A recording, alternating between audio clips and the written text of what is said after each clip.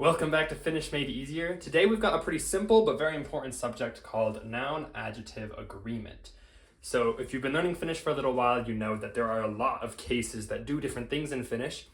And what noun-adjective agreement basically says is that if a noun has a certain case on it, then any adjectives or things describing that noun will also have this same case on it. So it's a pretty simple concept. Just when you have a noun, words that describe it are going to have whatever case you put on that noun on the adjective as well. So I think the best way to kind of teach this and to explain kind of maybe little exceptions or things to be aware of is just to go through examples. So I've just got a lot of examples up here, and we're just going to go through each example and kind of talk about how noun adjective agreement works in these different contexts.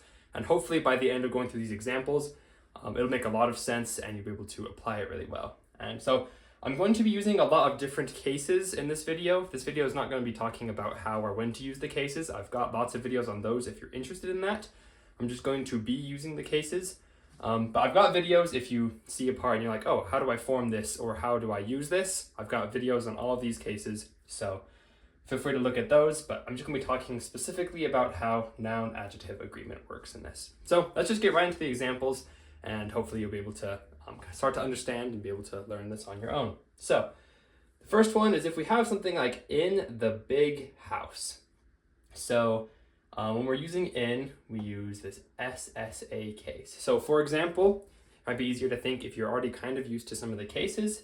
If I want to say in the house without big, I can just say talossa. I can just add the SSA right onto there. Talossa. And that means in the house. And so how do we make it so it's in the big house? What we do on this one, like I said, with noun-adjective agreement, is we're going to add the case to both this noun and the adjective describing that noun. Meaning we're going to get isossa talossa. So isossa talossa. We add this SSA to both the adjective and the noun. So it might make sense, obviously, that it's on the noun, but you just always got to remember if this adjective is talking about this noun and this noun has a case, we're going to put it on this one as well. So it's not iso talossa, it's isossa talossa, in the big house. So that one's a pretty easy example. That's the principle we're going to be using throughout the rest of these examples. So this next one, I like dark chocolate.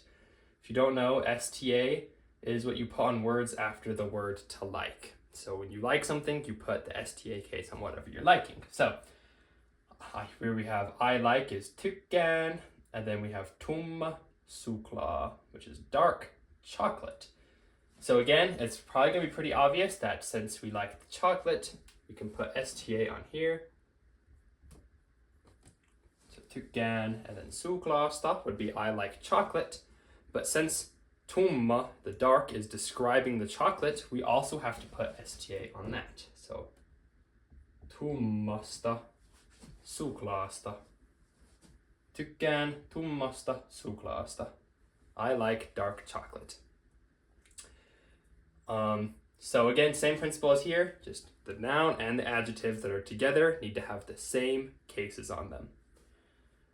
Here I brought up, this one's a very similar sentence, but uses a slightly different principle. I like milk chocolate. So one difference between I like dark chocolate and milk chocolate is dark is an adjective, but milk is a noun. So a lot of times when you have nouns describing nouns, they're going to put them into compound words. So you might notice that tumma suklaa was two different words, but maito suklaa is one word, milk chocolate.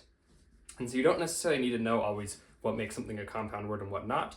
But if you look at a word and it's a compound word, even if you know it's made up of two words, we have maito is milk and suklaa is chocolate.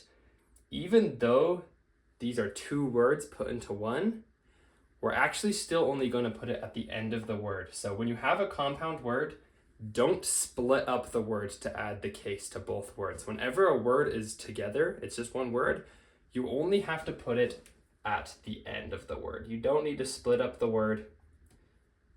So you can just do tykkään maito suklaasta. So just to like re-emphasize that, if that was confusing, when we have two words that are describing each other, dark chocolate, we'll put the case on both. Tummasta, suklaasta. But when the word is a compound word, so it makes one word, you can just treat it like it's one word. You don't have to put it on both. So you can say tykkään maitosuklaasta. So yeah, I just want to clarify that compound words only we'll put at the end. Just treat it as one word.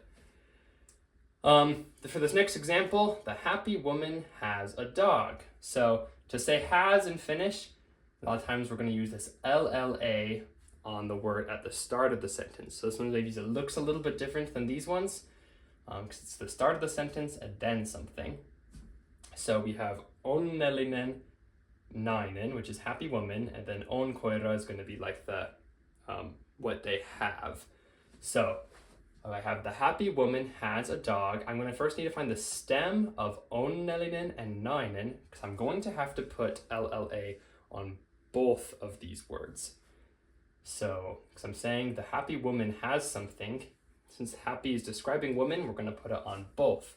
So I'm going to find the stem. These are both NEN endings, which the stems of those are SE. I have some videos on noun stems if you don't know how to form those. So we have our stem is onnellise and naise, then we can just add our LLA. Onnellisella, naisella, on koira. So again, even though we're talking about the woman has it, naisella on koira would be the woman has a dog. Since we're saying the happy woman has a dog, and happy is describing woman, it's going to have the same case. Onnellisella, naisella, on koira. So that works pretty well. This next one, I love this country. And so this one's going to be in partitive.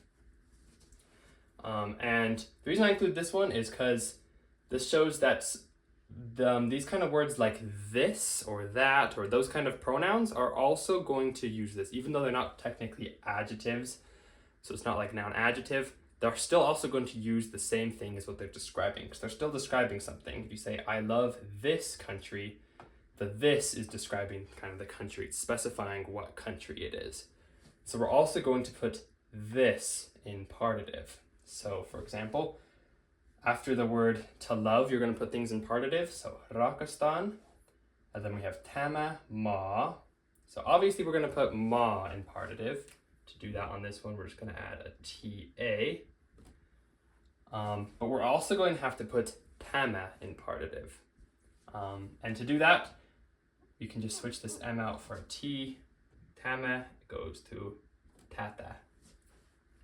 So again, we have to put both this and country into partitive. So we get rakastan, tata, maata. So it's important to remember that even though it's not technically an adjective, these pronouns like this are also going to use this kind of agreement.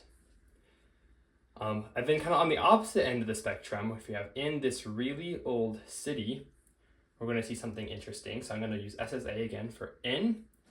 When we have words like that are adverbs, so things like really or like very, mostly just like words like todella or tosi, they're actually not going to have the case on them. So I won't say, I won't put this in SSA, I'll just keep it as todella, and then I'll add SSA on old and city. So vanhassa, kaupungissa, and this one's going to soften, NK goes to NG. So we get todella vanhassa kaupungissa. So we still have the noun adjective agreement here. Vanha and kaupunki both get SSA. But when we have words that are like these adverbs like really or very in front of it, we're not going to put it on that. There's no need to put anything on todella. Or if you had tosi, you could just leave it as tosi. You could just do todella, vanhassa, kaupungissa. Okay, this next one, if we say like, I love the Finnish language. Again, love puts it in partitive, so we're going to have to put some stuff in partitive here. This one, we get kind of an interesting situation because when we have the Finnish language, we have suomen kieli. So this word is describing this, but this is already in genitive. So this is already in a case. This comes from the word Suomi, which is just Finland.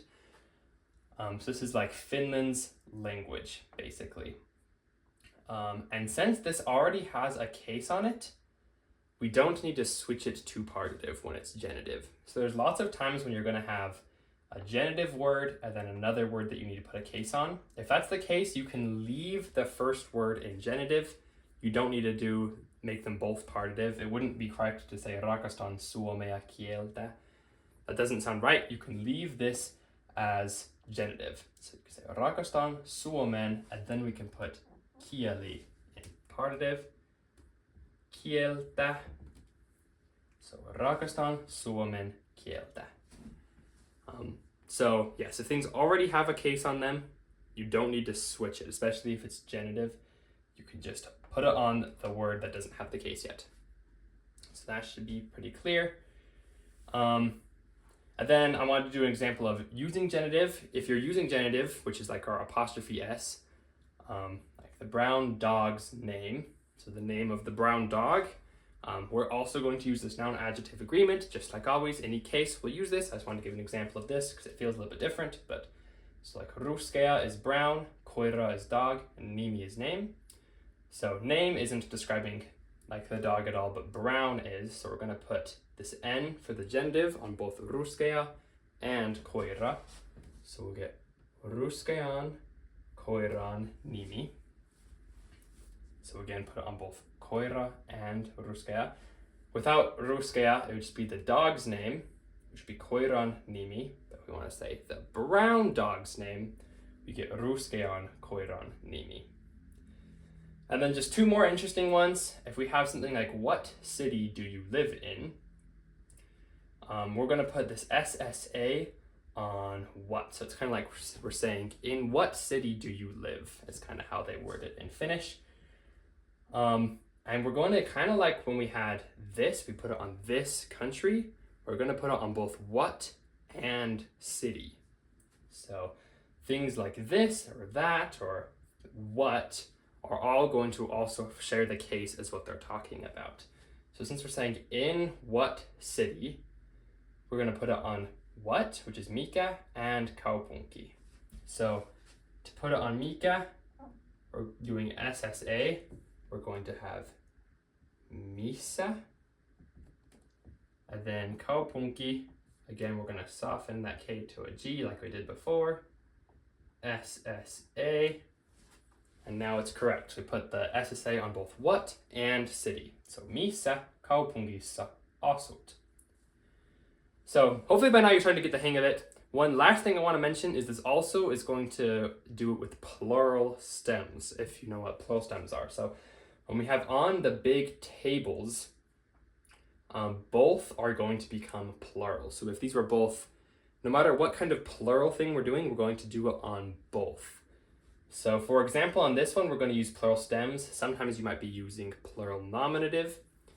Like when it's a plural subject, there's multiple plurals you can do, but whenever we're doing plural, we're going to make them both plural. So in this example, we're going to put LLA on the plural stem. So if I want to say like on the tables, the way we would do that would be finding the plural stem of pöytä, which is just pöyti, and then we add LLA and soften that T to a D. So just pöydillä would be on the tables, and that's plural. But when we want to add big, iso, we also have to make that plural to again match. So instead of just saying isolla pöydillä, we're going to use that one's plural stem as well by adding an I. Isoilla pöydillä. So whenever our noun is plural, we're also going to make our adjective plural to match it. And that if it's maybe a stem or if they're the subject, when we add the T, anytime the noun is plural, our adjective is also going to be plural. And no matter what ending the noun has, our adjective is going to match. So hopefully that helps you kind of understand some of like the weird cases of how this works and shows you also how it works normally. So you should be able to, as you learn how to use the cases now, you should be able to start being able to apply this very, very easily. Once you learn how a case works, you're able to add however many adjectives you want with nouns and use the case perfectly. So I hope this video helped. If you still have questions, leave them in the comments. I'll also have a document like usual in the description with lots of examples and review on this subject. So thank you for watching. We'll see you in the next video. Hey, bye.